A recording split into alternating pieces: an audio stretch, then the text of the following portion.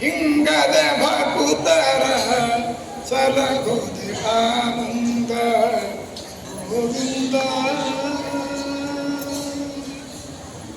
ಹಿಂಗಾನಂದ ಗೋವಿಂದ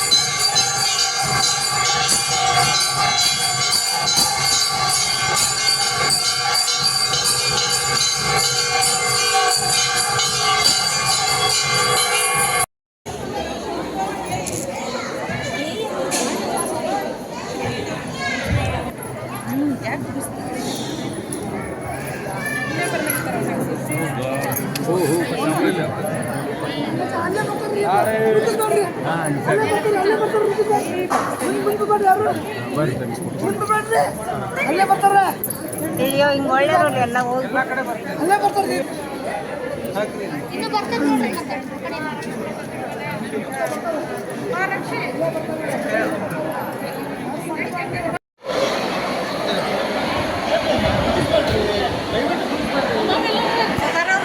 पैसा हाँ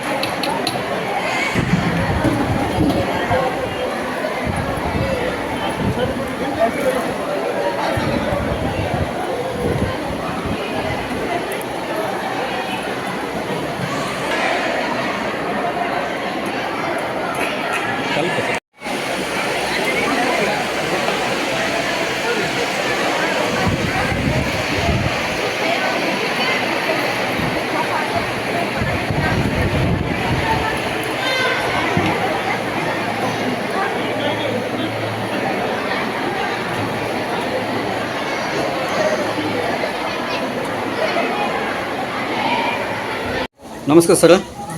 ಭವಾನಿನವ್ರು ಇವತ್ತು ರಾಘವೇಂದ್ರ ಸ್ವಾಮಿ ಮಠಕ್ಕೆ ಬಂದಿದ್ದೆ. ಇವತ್ತು ರಾಘವೇಂದ್ರ ಸ್ವಾಮಿದು ಆರಾಧನೆ ಇತ್ತಲ್ಲ ರೀ, ಅದಕ್ಕೆ ನೀವು ಸ್ವಲ್ಪ ದೇವಸ್ಥಾನ ಬಗ್ಗೆ ಮಾಹಿತಿ ಕೊಡಿ ಸರ್. ಆಯಿತು. ನಿಮ್ಮ ಹೆಸರು ಸರ್? ವೇಣುಗೋಪಾಲಾಚಾರ್ಯ ಅಂತ ಹೇಳಿ. ನಾನು ಇಲ್ಲಿ ವ್ಯವಸ್ಥಾಪಕನಾಗಿ ಕೆಲಸ ಮಾಡ್ತಾ ಇದ್ದೇನೆ. ಈ ಮಠ ನಂಜನಗೂಡು ಶ್ರೀ ರಾಘವೇಂದ್ರ ಸ್ವಾಮಿ ಮಠ, ಭವಾನಿ ನಗರ, ಹುಬ್ಬಳ್ಳಿ ಎಂಬ ಅಡ್ರೆಸ್ನಲ್ಲಿದೆ. ಇದು ಮಂತ್ರಾಲಯ ಮಠಕ್ಕೆ ನೇರ ಸಂಪರ್ಕವಾಗಿರ್ತಕ್ಕಂಥ ಮಠ. ಇದು 30 ವರ್ಷಗಳ ಹಿಂದೆ ಅಧುನಾಪೀಠದಲ್ಲಿ ವಿರಾಜಮಾನರಾದ ಶ್ರೀ ಶ್ರೀ ಸುಬುಧೇಂದ್ರ ಶ್ರೀಪಾದಂಗಳವರ ಪೂರ್ವಾಶ್ರಮದ ತಾತಂದಿರು ಸುಜೀಂದ್ರ ತೀರ್ಥ ಶ್ರೀಪಾದಂಗಳವರು ಇದನ್ನು ಪಡ್ಕೊಂಡ್ರು. ಅವರು ಇಲ್ಲಿಗೆ ದಿಗ್ವಿಜಯ ಮಾಡಿಸಿದಾಗ ಹುಬ್ಬಳ್ಳಿ ನಗರದಲ್ಲಿ ಒಂದು ಮಠ ಆಗಬೇಕು, ನಮ್ಮ ರಾಯರ ಮಠ ಅಂತೇಳಿ ಅಪೇಕ್ಷೆ ಪಟ್ಟರು. ಆ ಸಂದರ್ಭದಲ್ಲಿ ಸಿಂಧೆ ಮನತಂದವರು ಈ ಊರಲ್ಲಿ ವಾಸವಾಗಿದ್ದರು. ಇದೆಲ್ಲ ಜಾಗ ಅವ್ರದ್ದೇ ಆಗಿರುತ್ತೆ. ಸುಮ್ಮನೆ ಮಾತಾಡ್ತಾ ಬಂದಾಗ ಸಿಂಧೆ ಅವರಂದರು, ಸ್ವಾಮಿ ನೀವು ಮಠ ತಗೋಬೇಕಂತ ಮಾಡಿದ್ದೀರಿ, ನೀವೇನೀಗೆಲ್ಲ ಓಡಾಡಿದ್ದೀರಲ್ಲ, ಈ ಜಾಗದಲ್ಲೇ ಮಠ ಕಟ್ಟಿರಿ ಅಂತ ಹೇಳಿ ಅವರು ಕೃಷ್ಣಾಪುರ ಅಂತ ಹೇಳಿ ಆ ಜಾಗವನ್ನು ಕೃಷ್ಣಾಪುರ ಬಿಟ್ಟರು. ನಾವೇನು ಮಾತಾಡ್ತಾ ಕೂತಿದ್ದೀವಿ, ಏನಾಗ ರಾಯರು ಇದ್ದಾರೆ, ಇದು ಸಿಂಧೆ ಅವರು ಕೊಟ್ಟಿರ್ತಕ್ಕಂಥ ಜಾಗ. ಇದು 2 ಎಕರೆ ಇದೆ. ಇದು ಅವರ ಓಡಾಡಿ ಪಡ್ಕೊಂಡ ಜಾಗ. ಸುಜೀಂದ್ರ ಶ್ರೀಪಾದಂಗಳು ಅವರು ಗುರುಗಳು ಹೇಳಿದರು, ನಿಮ್ಮ ಕೃಷ್ಣಾರ್ಪಣೆ ಹೇಳಿದ್ರು, ಇವತ್ತೇ ರಾಯರು ಇಲ್ಲಿ ಬಂದಿದ್ದಾರೆ ಅಂತ. ಅದಾದ ನಂತರದಲ್ಲಿ ಸುಷುಮೇಂದ್ರ ಶ್ರೀಪಾದಂಗಳವರು ಇಲ್ಲಿ ಮೃತ್ತಿಕಾ ಬೃಂದಾವನ ಸ್ಥಾಪನೆ ಮಾಡಿದರು. ಆ ಸ್ಥಾಪನೆ ಮಾಡಿದ ದಿವಸದಿಂದಲೂ ಕೂಡ ಇಲ್ಲಿ ಅತಿ ವೈಭವದಿಂದ ಕಾರ್ಯಕ್ರಮಗಳು ನಡೀತಾ ಬಂತು. ನಂತರದಲ್ಲಿ ಇಲ್ಲೊಂದು ವಿದ್ಯಾ ಸಂಸ್ಥೆ ಆಗಬೇಕಂತ ಹೇಳಿ ಅಪೇಕ್ಷೆ ಪಟ್ಟರು. ಆಗ ಭಾವದೀಪ ಸ್ಕೂಲ್ ಅಂತ ಹೇಳಿ, ಅದೇ ಸಿಂಧೆ ಅವ್ರದ್ದು ಜಾಗ, ಇಲ್ಲಿಂದ ಸುಮಾರು 1 ಕಿಲೋಮೀಟರ್ ದೂರದಲ್ಲೇ ಇದೆ. ಆ ಜಾಗವನ್ನು ಕೂಡ ಅವರು ದಾನ ಕೊಟ್ಟು ಇದು ಮಾಡಿದರು. ಹಾಗಾಗಿ ಭಾವದೀಪ ಸ್ಕೂಲ್ ಅಂತ ಹೇಳಿ ನಮ್ಮ ಮಠದ್ದೇ ಒಂದು ಸಂಸ್ಥೆ ಸ್ಕೂಲ್ ಆಗಿದೆ. ಈ ರೀತಿಯಾಗಿ ಅನೇಕ ಚಟುವಟಿಕೆಗಳು ಈ ಸಂಸ್ಥೆಯಿಂದ ನಡ್ಕೊಂಡು ಬರ್ತಾ ಇದೆ. ಈಗ ಈ ವರ್ಷದಲ್ಲಿ 353ನೇ ರಾಘವೇಂದ್ರ ಸ್ವಾಮಿಗಳವರ ಆರಾಧನಾ ಮಹೋತ್ಸವ 5 ದಿವಸಗಳ ಕಾಲ ನಡ್ಕೊಂಡು ಬಂದು, ಈ ದಿವಸ ಮಹಾರಥೋತ್ಸವ ಶುರುವಾಗಿ ಈಗ 1 ಗಂಟೆಗಳ ಕಾಲ ಆಯಿತು. ಎಲ್ಲ ಗುರುವಾರ ದಿವಸ ಆದ ಕಾರಣ ಭಕ್ತರ ಜನಸ್ತೋಮನೆ ಬರ್ತಾ ಇದೆ. ನಿತ್ಯ ಅನ್ನದಾನ.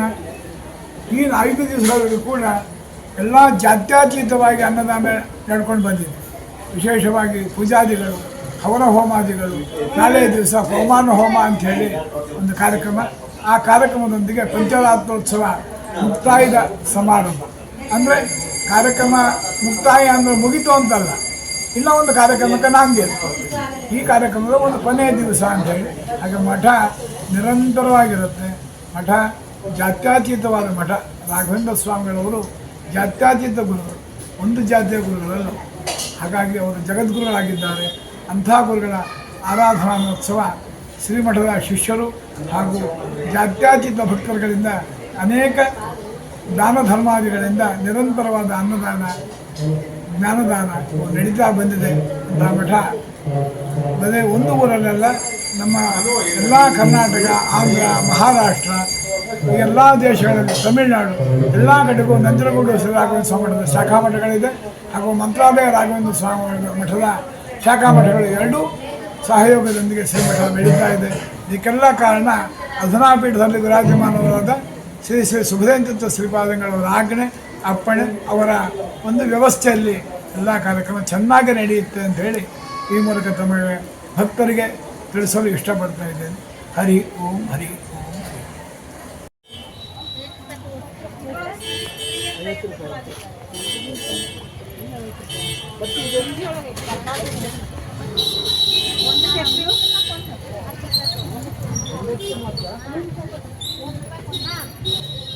ಸುಮ್ಮನೆ ಹಾಕೊಂಡು ಈ ಕಡೆ ಆಯ್ತು.